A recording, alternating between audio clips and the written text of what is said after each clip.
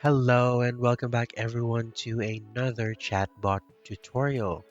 Today I'm going to show you a very simple feature that could be quite interesting to use for your bots if you find the use case for it. The feature I'm talking about is the random logic step. And as the name implies, it allows you to send your user to a randomized path. And to demonstrate that today, let's make a food suggestion feature, a randomized food suggestion feature for a food ordering chatbot. So let's start building this chatbot. Let's begin with the basics. Let's welcome the user first. Let's say welcome, and then I want the next one to be in a separate message. So next I want to say, what would you like to order today? And then to simplify things, let's just use buttons.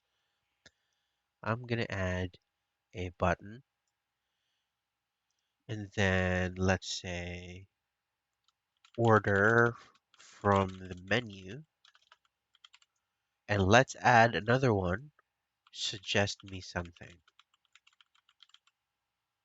And we're not interested in doing the full menu, so when the user clicks the order from the menu, let's just add a text saying, here's the menu.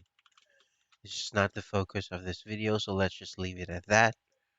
Now, if the user clicks suggest me something, this is where we add our random step. So the way you do that is you go to logic and select random. Uh, by default, it has two paths, but we can add more by just hitting the plus icon. We're going to do 4 for this example. So let's just connect that here. And like I've said, this is going to be a randomized food suggestion. So let's start renaming these. One will be burger. Two would be fried chicken. Then three, let's have pizza. And then fourth, let's have steak. And then an important feature to turn on is ignore duplicate paths.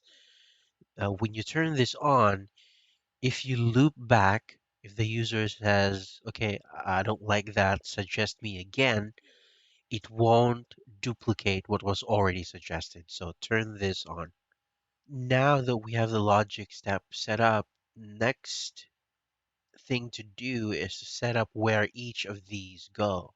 So what I want to happen is for each option, let's show the user a card showing the name of the food and an image of the food. So I want to use cards. So let's go to talk and then select card. Let's make this first one the burger. And then I've used ChatGPT to write some random descriptions just to speed up the process. I'm going to copy it and paste it here. And then let's import the image. And then I want to add a button saying order now. And that's it for our first card. I'm going to repeat the process for all of our options here.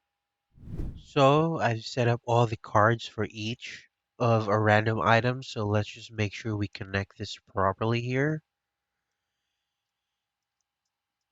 And then before we test this one, let's just keep ourselves organized and rename our blocks properly. We have the welcome step, menu. It's important just to make sure you label these blocks so it's easy to follow down the road.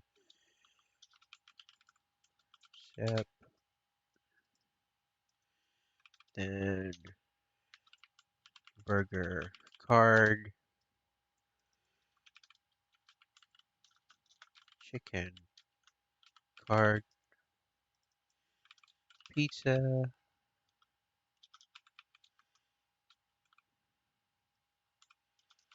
card, and steak, card. So let's test this out, shall we? Let's hit play. Oh, and before we test, I forgot to do one thing. We need to add the option for the user to say, I don't like this suggestion, suggest another one. So we can do that by just adding another button and say, suggest another. And then I'm going to do it for all of our cards. So I've added all the buttons, and what we want to do is to simply connect this back to our random step. So if the user clicks suggest another, let's re-roll and re-randomize. So let me connect all these. Sorry, not that one. One, that one, then that one.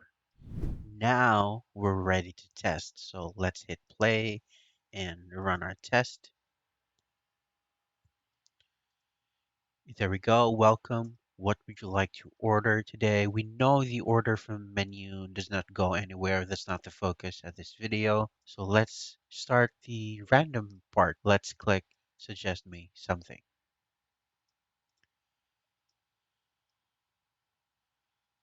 There you go. It randomized it and suggested steak. Our beautiful card is here, our picture, our title, and our description. So let's say we don't like this suggestion and click suggest another. It's going to randomize again, and now it's gone to pizza. So there you have it. This feature can be something really interesting to incorporate in your bots. You can use this for drink suggestions and whatnot, or maybe even design games if you're going that route of making games inside chatbots. And that is it for this one. I do hope you found this helpful. And if you did, please leave a like and consider subscribing so you don't miss out on future tutorials.